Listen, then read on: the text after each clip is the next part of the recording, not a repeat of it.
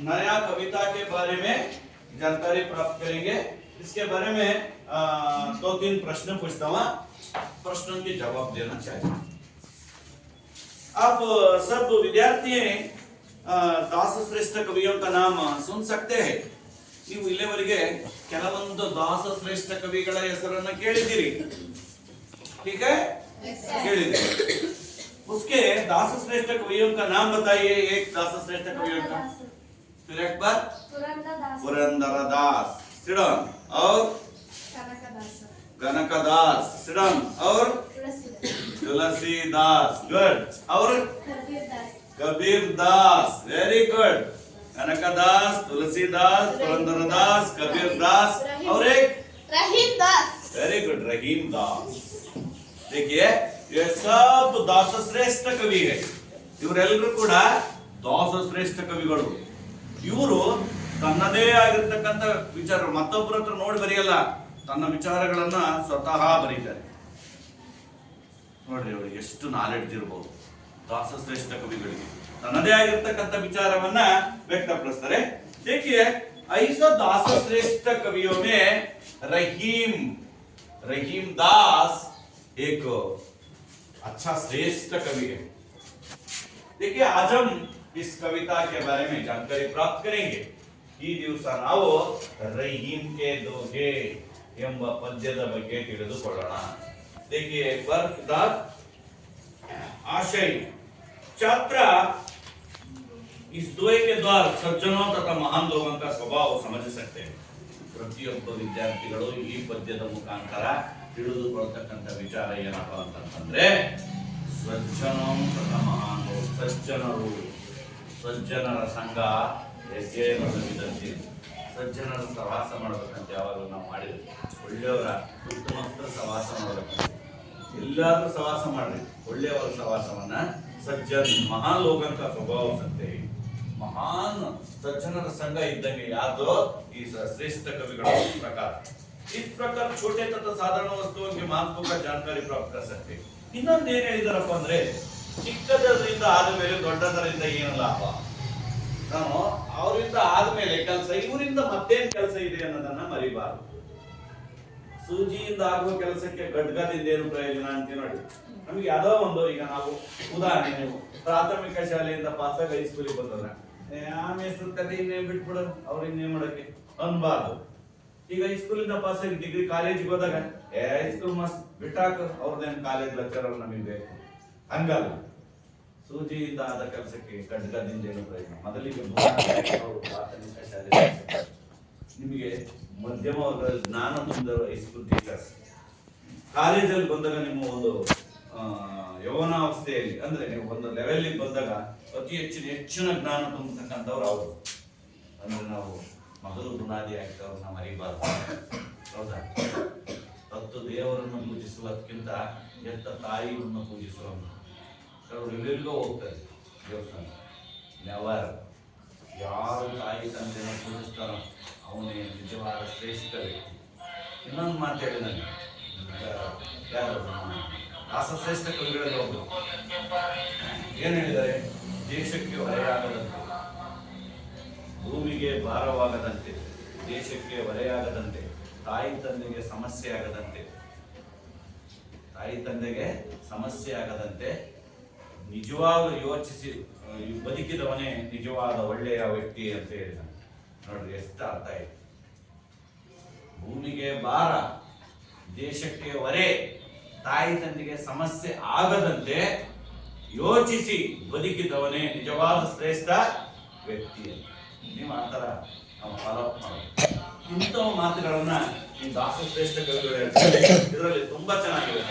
ಈ ನಮ್ಮ ರಹೀಂ ದಾಸ್ ಅವರು ಎಷ್ಟು ಚಂದ ಹೇಳಿದ್ದಾರೆ ಮೊದಲನೇ ಕಾಲದಲ್ಲಿ ನೋಡಿ, ತೋರವರ್ ಫಲ್ ನಹಿ ಖಾತಾ ಹೈ ಸರೋವರ್ ಪಿಯಾ ನಾ ಪಾನಾ ಕೈ ರಹೀಂ ಪರ ಕಜಾಹಿತ ಸಂಪತ್ತಿ ಸಂಚಾಯಿ ಸುಜನ್।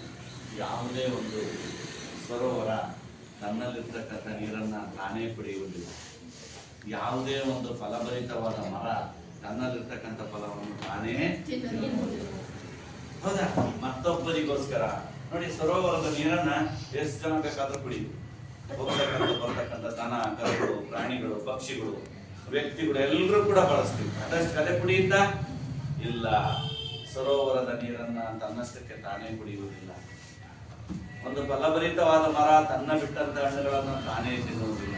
ಅದೇ ರೀತಿ ದಾಸಶ್ರೇಷ್ಠ ಕವಿಗಳ ಸ್ವಭಾವ ಎಂತದಪ್ಪ ಅಂದ್ರೆ ದೂಸರೋನ್ ಕೆ ಲಿಯೆ, ಮತ್ತೊಬ್ಬರಿಗೋಸ್ಕರ ಏನ್ ಮಾಡ್ತಾರ ಅವರು?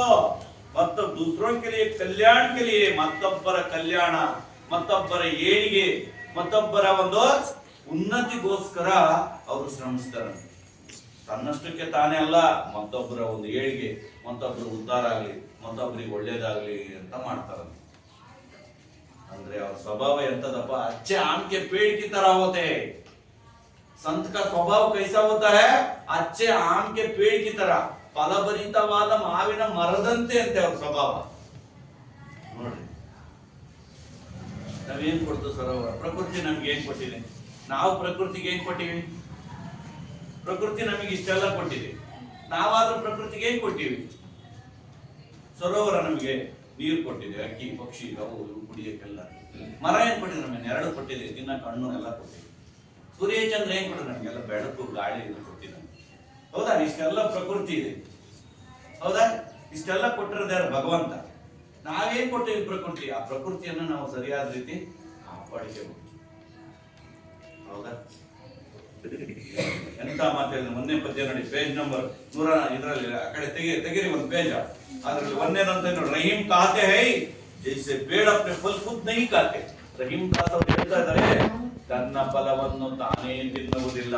ಅವ್ರು ಸರೋವರ ಅಪ್ನ ಪಾನಿ ಖುದ್ ನಹೀ ಪೀತೆ.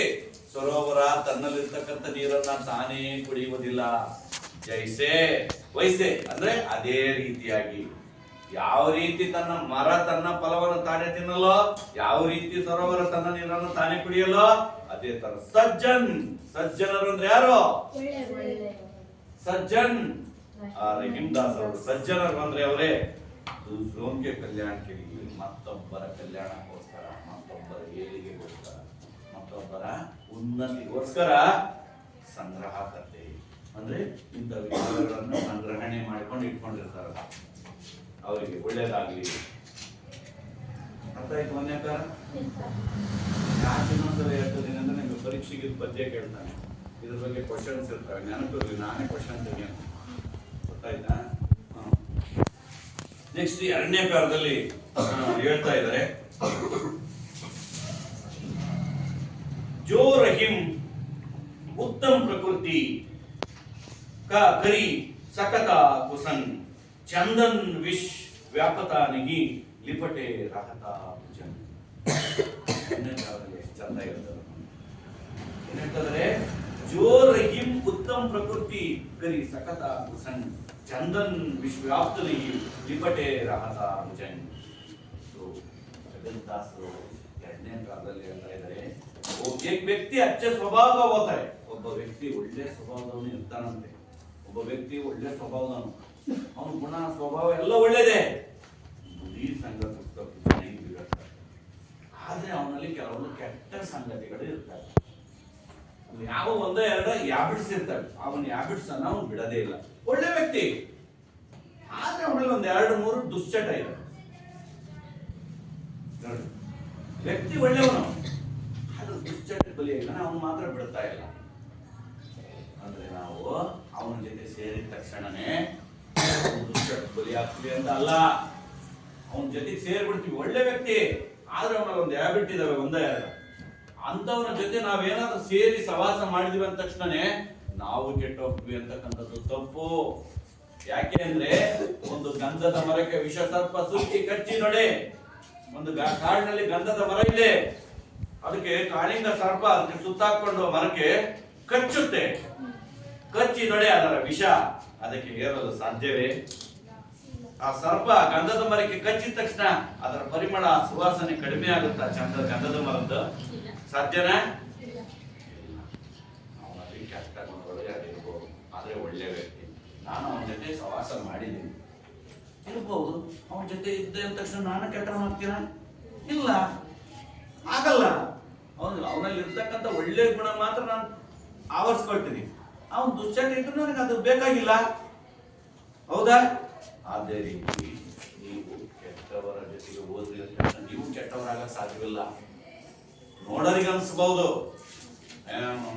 ತುಂಬಾ ತಿಂಗಳು ಅವನ ಜೊತೆ ಓಡಾಡ್ತಾನಪ್ಪ, ಅವನು ಯಾಕೆ ಸರಿ ಇಲ್ಲ ನಾನು ಕಾಣುತ್ತೆ ಅಂತ ಅಂದ್ಕೋಬಹುದು. ಆದ್ರೆ ನನ್ನ ಆತ್ಮಸಾಕ್ಷಿಯಾಗಿ ನಾನು ಚೆನ್ನಾಗಿದ್ದೀನಿ.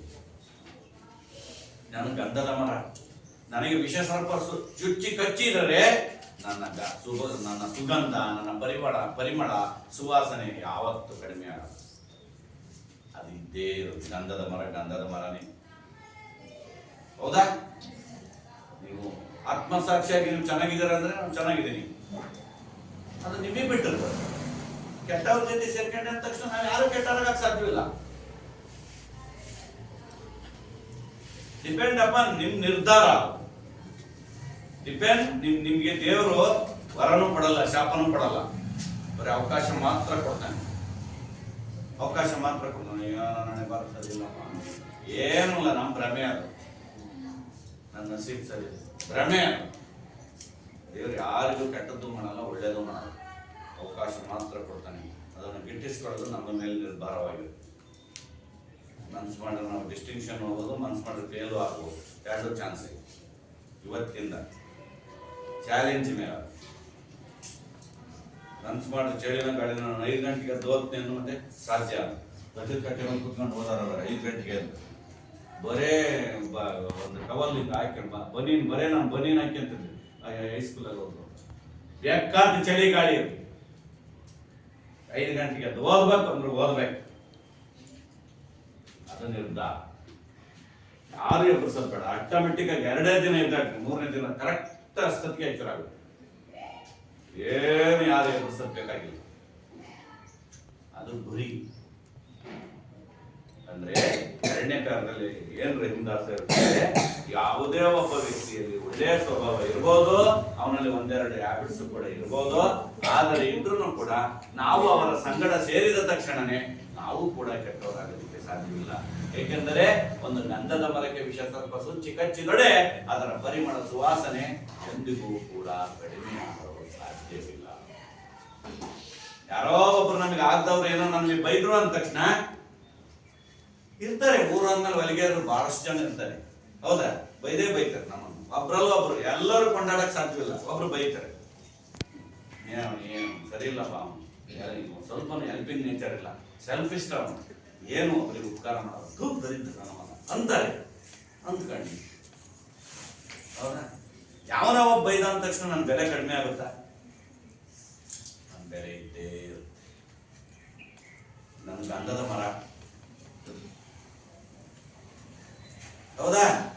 ಆ ತರ ನೀವು ಕನ್ಸಿಡರ್ ಆ ತರ ಮಾಡ್ಕೋಬೇಕು. 3ನೇ ಪ್ಯಾರ ಬನ್ನಿ. 3ನೇ ಪ್ಯಾರದಲ್ಲಿ ನಮ್ಮ ದಾಸಶ್ರೇಷ್ಠ ಕವಿಗಳು ಮತ್ತೊಂದು ವಿಚಾರ ಹೇಳ್ತಿದ್ರು, ಎಷ್ಟು ಚಂದ ಇದೆ ನೋಡಿ. ರಹಿಮನ್ ದೇಕಾ ಬಡೇನಾ ಕೋ ಲಘು ನಾ ದೀಜಿಯೇ ಢಾಲಿ, ಜಹಾ ಕಾಮ್ ಅವೈ ಸುಗಿ ಕಹಾ ತರೈ ತಲವಾರಿ. ಅಬ್ಬಾ, 3ನೇ ಪ್ಯಾರದಲ್ಲಿ ನಮ್ಮ ಕಬೀರ್ ದಾಸರು ರಹೀಮ್ ದಾಸರು ಏನ್ ಹೇಳ್ತಿದ್ರೆ, ರಹೀಮ್ ಕಹಾತೆ ಹೈ कि राइस और बड़े लोगों को देखकर छोटे और साधारण लोगों को मत दीजिए. ನೋಡಿ, ದೊಡ್ಡವರ ಮನೆಗೆ ಹೋದ್ಮೇಲೆ ದೊಡ್ಡಸ್ತಿಗೆ ನಿಮಗೆ ಚಿಕ್ಕವರು ಬಡತನದಿಂದ ನಿಮ್ಮನ್ನ ಬೆಳೆಸಿರ್ತಕ್ಕಂಥವರನ್ನ ಮರೆತು ಬಿಟ್ಟು ನೀವು ಒಂದು ಉನ್ನತ ಸ್ಥಾನಕ್ಕೆ ಹೋಗ್ಬಿಡ್ತೀರಾ. ಓದಿ ದೊಡ್ಡವರಾಗಿ ಒಂದು ಉನ್ನತ ಸ್ಥಾನಕ್ಕೆ ಬರ್ತೀರಾ. ಉನ್ನತ ಸ್ಥಾನಕ್ಕೆ ಬಂದ್ಮೇಲೆ ನಿಮ್ಮನ್ನ ಬಡತನದಲ್ಲಿ ಇದ್ದಾಗ ನಿಮ್ಮನ್ನ ಪಾಲನೆ ಪೋಷಣೆ ಮಾಡಿದ್ರಲ್ಲ, ಅವರನ್ನ ಮರಿತಕ್ಕಂಥದ್ದು ತಪ್ಪು. 2ನೇ, रहीम कहते हैं रईस और बड़े लोगों को देखकर छोटे का साधारण लोगों को मत दीजिए. ದೊಡ್ಡದು ಸಿಕ್ಕಿತು ಅಂದ ಮೇಲೆ ಸಣ್ಣದರಿಂದ ನಮಗೇನು ಪ್ರಯೋಜನ? ತಾಯಿ ಬೆಳೆಸಿ ಆಡಿಸಿ ನಿಮ್ಮನ್ನೆಲ್ಲ ಒಂದು ಹಂತಕ್ಕೆ ತಂದು ಲಾನಲೆ ಪಾಲನೆ ಮಾಡಿ ಫೀಸ್ ಕಟ್ಟಿ, ಫೀಸ್ ಇಲ್ಲದ ಸೂಲನ್ನು ಮಾಡಿ ಓದಿಸಿ, ಇವತ್ತು ಒಂದು ಟೀಚರ್ ಒಂದು ಕೆಲಸಕ್ಕೆ ಬಂದಾಗ ನಿನ್ನಷ್ಟಕ್ಕೆ ನೀನು ಸುಖವಾಗಿರ್ತಕ್ಕಂಥದ್ದು ಐತಲ್ಲ. ಅವತ್ತಿನ ಕಾಲದಲ್ಲಿ ಎಷ್ಟು ಕಷ್ಟ ಇತ್ತು ಅದನ್ನು ನೀನು ಯೋಚನೆ ಮಾಡಿ. ಹೌದಾ? ನಿನ್ನನ್ನು ಯಾಕೆ ಓದಿಸಿಲ್ಲ ನಿನ್ನ ತಾಯಿ? ನಿನ್ನನ್ನು ಯಾಕೆ ಪಾಲನೆ ಪೋಷಣೆ ಮಾಡಿದ್ಲೋ? ನನ್ನ ಮಗಳು ಒಂದು ಹಂತಕ್ಕೆ ಬಂದು ಅವಳು ಭವಿಷ್ಯ ಚೆನ್ನಾಗಿದೆ, ನನ್ನ ವೃದ್ಧಾಪ್ಯ ಜೀವನದಲ್ಲಿ ಅವಳು ನನ್ನನ್ನು ಕಾಪಾಡ್ತಾಳೆ, ನನ್ನ ನೋಡ್ಕೊಳ್ತಾಳೆ. ಹೌದಾ? ಸಣ್ಣದರಿಂದ ನೀನು ದೊಡ್ಡಳಾದೆ, ದೊಡ್ಡದಾದ್ಮೇಲೆ ಚಿಕ್ಕದರಿಂದ ನನಗೇನು ಪ್ರಯೋಜನ? ಹೇಯ್ ಹೋಗ ಕಡೆ ಅಂತಂದ್ರೆ ಉದಾಹರಣೆ, ನನಗೆ ಕೆಲಸ ಕೊಡ್ಸಿದಾರೆ ನಮ್ಮ ತಂದೆ ತಾಯಿ, ಅವ್ರಿಗೆ ವಯಸ್ಸಾಗಿ ಈಗ ನಾನು ನೋಡ್ಕೊಂತ ಇದ್ದೀನಿ. ಹೇಳ್ತಾ ನಾನು ಹೆಂಡತಿನ ನೋಡ್ಕೊಂಡು ನಾನು ಇರ್ತೀನಿ ಬೇಡ ಅಂತಂದ್ರೆ ನ್ಯಾಯನ? ದೇವ್ರು ಮೆಚ್ಚುತ್ತಾನ? ಅವ್ರೆಷ್ಟು ಅಯ್ಯೋ ಅಂತಾರಲ್ಲ, ಅದು ನಿಮ್ಗೆ ಒಳ್ಳೇದಾಗುತ್ತಾ? ಯಾವಾಗ? ಇವತ್ತು ನಾನು ಇಷ್ಟು ಈ ಮಟ್ಟಕ್ಕೆ ಬರೋ ಕಾರಣ ಯಾರು? ಅವತ್ತು ನನ್ನ ಕಳಿಸ್ದಂಗೆ ಇದ್ದಿದ್ರೆ ಇವತ್ತು ನನ್ನ ಪರಿಸ್ಥಿತಿ ಹೌದಾ? ಕೂಲಿ. ದೊಡ್ಡದು ದೊರಕಿದ ಮೇಲೆ ಚಿಕ್ಕದರಿಂದ ಏನು ಪ್ರಯೋಜನ ಅಂತ ಅನ್ಬೇಡಿ. ಅವತ್ತಿಂದ ನೆನಪಿರ್ಲಿ, ನೀನು ಯಾವ ರೀತಿ ಬೆಳೆದೆ ಅನ್ನೋದನ್ನ ನೀನು ಅದನ್ನ ನೆನಪು ಮಾಡ್ಕೋ. बड़े देखकर छोटे साधारण लोगों को मत दीजिए, तिरस्कार मत दीजिए. तिरस्कार ಮಾಡಬೇಡ ಅವರನ್ನು, ಯಾವುದೇ ಕಾರಣಕ್ಕೂ ಅವರನ್ನು ತಿರಸ್ಕಾರ ಮಾಡಬೇಡ. क्योंकि ಏಕೆಂದರೆ यह पूरी काम आती है ಆ ತಲವಾರ್ क्या कर सकती है. ಸೂಜಿಯಿಂದ ಆಗ ಕೆಲಸಕ್ಕೆ, ಖಡ್ಗದಿಂದ ಏನು ಪ್ರಯೋಜನ? ಸೂಜಿ ಯಾವ ಲೆಕ್ಕ? ಈಗ ನನ್ನಲ್ಲಿ ಖಡ್ಗ ಇದೆ, ಹೌದಾ? ಮತ್ ದೀಜಿಯೇ. ಈ ರೀತಿಯಾಗಿ ಮನಸ್ಸನ್ನ ಬದಲಾಯಿಸಬೇಡ, ತಿರಸ್ಕಾರ ಮಾಡಬೇಡ. ದೊಡ್ಡದು ದೊರಕಿತಂದ ಮೇಲೆ ಚಿಕ್ಕದರಿಂದ ಏನು ಪ್ರಯೋಜನ ಅಂತ ಮಾತ್ರ ಅನ್ಬೇಡ. ಚಿಕ್ಕದರಿಂದ ನೀನು ದೊಡ್ಡವಳಾಗಿದೆಯಾ, ಅದರಿಂದ ಅವರನ್ನು ಕೂಡ ನೀನು ಮರಿಬಾರ್ದು, ಅವರಿಗೂ ಕೂಡ ನೀನು ನೆನಪನ್ನು ಮಾಡಬೇಕು. ಇದು ದಾಸ ಶ್ರೇಷ್ಠ ಕವಿಗಳಲ್ಲಿ ಒಬ್ಬರಾಗಿರ್ತಕ್ಕಂಥ ನಮ್ಮ ರಹೀಮ್ದಾಸ್ ಅವರು ಹೇಳ್ತಕ್ಕಂಥದ್ದು. ಇನ್ನು ಕಡೆಗೆ ಇನ್ನೊಂದು ಪ್ಯಾರವನ್ನು ಹೇಳ್ತಿದ್ದಾರೆ ನೋಡಿ, ಲಾಸ್ಟ್ ಒಂದು ಪ್ಯಾರ ಏನ್ ಹೇಳ್ತಿದ್ದಾರೆ ನೋಡಿ. बड़े बड़ाई ना करे, बड़े ना बोले बोला, रहीमन हीरा कब करे, लाख टाक मम मोला. ಏನ ಅರ್ಥ ಆಯ್ತಾ? ಏನಂಗಂದ್ರೆ ಅರ್ಥ ಆಯ್ತಾ ನೋಡಿ. ಬಡೇ ಲೋಗ್ ನ್ಯಾ ಜ್ಯಾದಾ ಬೋಲ್ತೆ, ದೊಡ್ಡವರು ತುಂಬಾ ಮಾತಾಡ್ತಾರೆ, ತಿಳಿದಂತವ್ರು.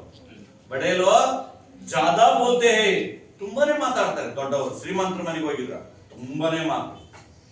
ना बोलते हैं ना ही अपने प्रशंसा करते, प्रशंसा करते. रहीम कहते हैं, हीरा कब कहता है कि इसका मूल्य लाख मुद्रा है. ನೋಡಿ, ದೊಡ್ಡವರ ಮನೆಗೆ ಹೋದಾಗ ತುಂಬಾ ಮಾತಾಡ್ತಾರೆ ಅಷ್ಟೇನೆ. ನಾಯಿ अपने प्रशंसा करते, ತನ್ನನ್ನು ತಾನು ಹೊಗಳ್ಕೊಳ್ತಾರೆ.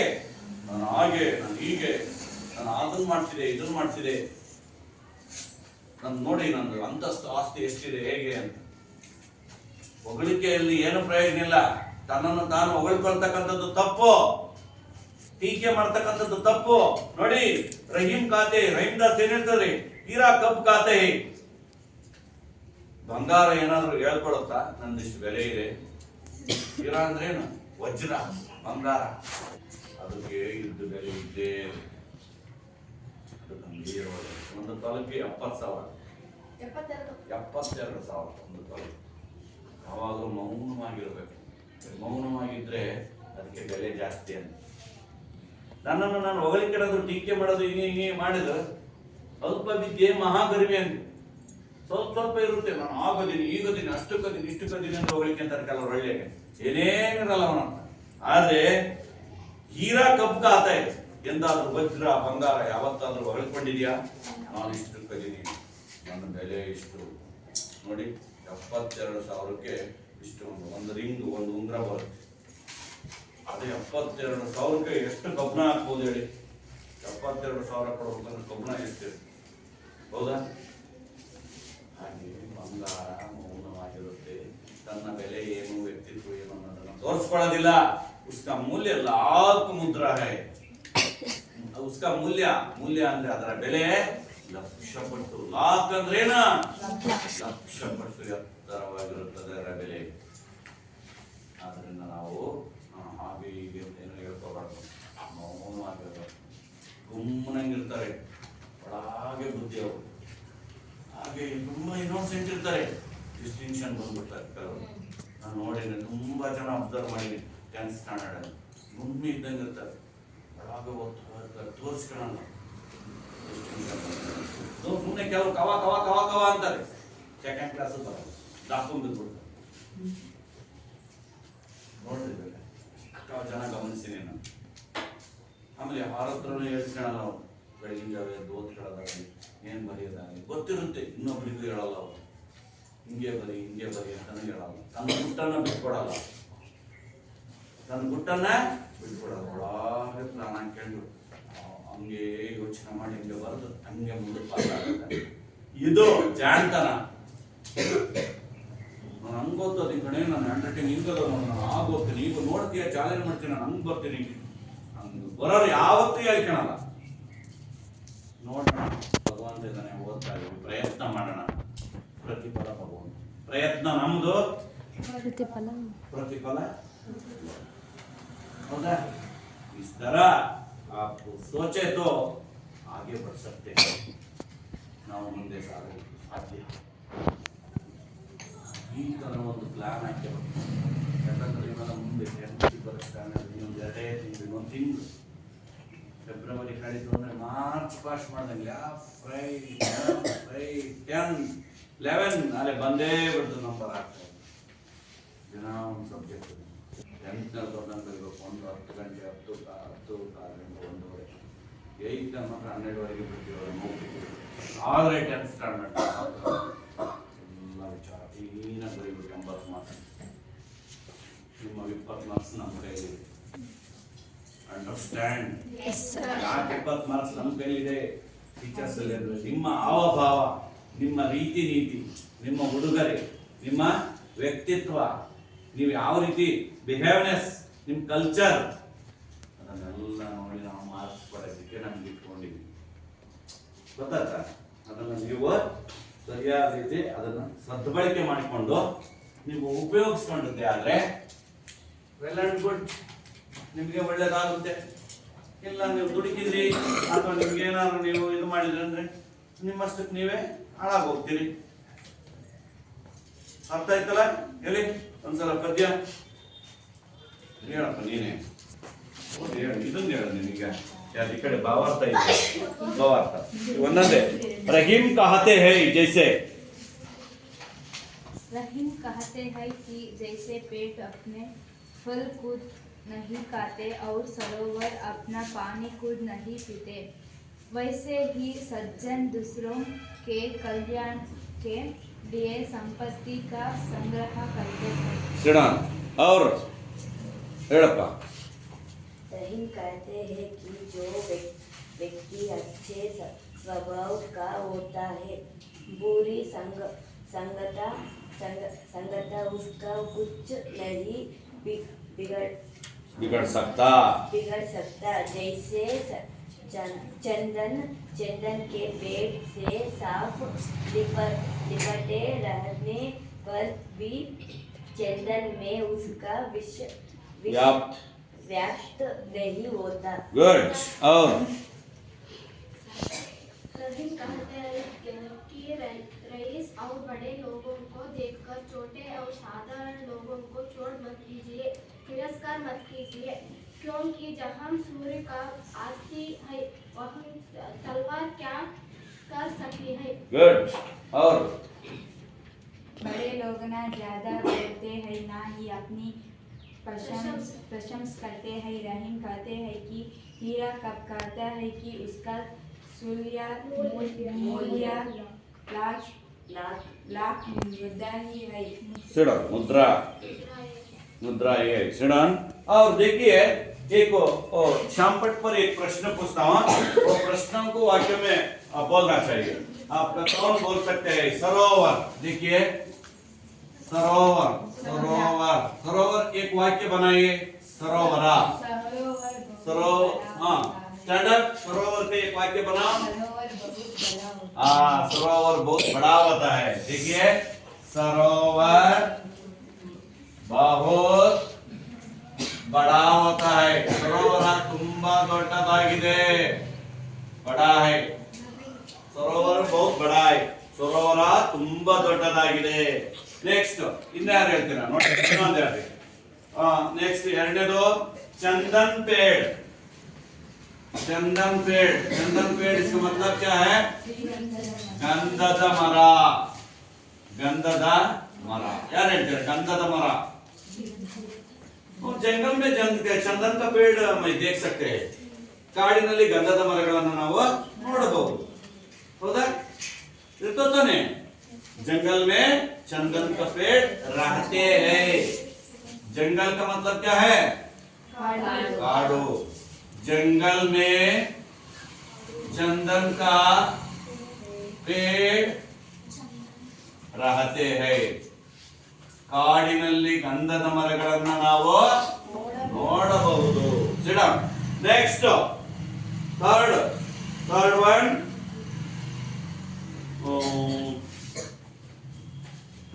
तलवार. कौन बता सकते हो? तलवार का मतलब खड्गा. ಏನಂತೀವಿ? ಖಡ್ಗ. ಯಾರು ಹೇಳ್ತಾರೆ ಖಡ್ಗ? तलवार. तलवार ಅಂದ್ರೆ कन्नड़ में बताइए. कन्नड़ में एक वाक्य बनाइए. ಖಡ್ಗ ಅಂತ ಒಂದು ವಾಕ್ಯ ಮಾಡಿ. ಪೂರ್ಣಿಮಾ ಅಂತನೇ ವೀಣಾ ಖಡ್ಗ ಅಂತ ಒಂದು ವಾಕ್ಯ ಮಾಡಪ್ಪ. युद्धವನ್ನು ಮಾಡುವಾಗ ಖಡ್ಗವನ್ನು ಬಳಸುತ್ತೇವೆ ಹೇಳಿ. युद्ध करते समय तलवारों को इस्तेमाल करते हैं. ಕೆಂಪೇಗೌಡನ ಕೈಯಲ್ಲಿ ಖಡ್ಗ ಇರುತ್ತೆ. Very good. ಕೆಂಪೇಗೌಡನ ಕೈಯಲ್ಲಿ ಖಡ್ಗ ಇದೆ. वो ಕೆಂಪೇಗೌಡ के हाथ में तलवार है. ಕೆಂಪೇಗೌಡ के हाथ में क्या है? तलवार है. ಕೆಂಪೇಗೌಡನ ಕೈಯಲ್ಲಿ ಖಡ್ಗವಿದೆ. ಬರಿ ಅದನ್ನೇ ಬರಿಬಹುದು. ಕೆಂಪೇಗೌಡ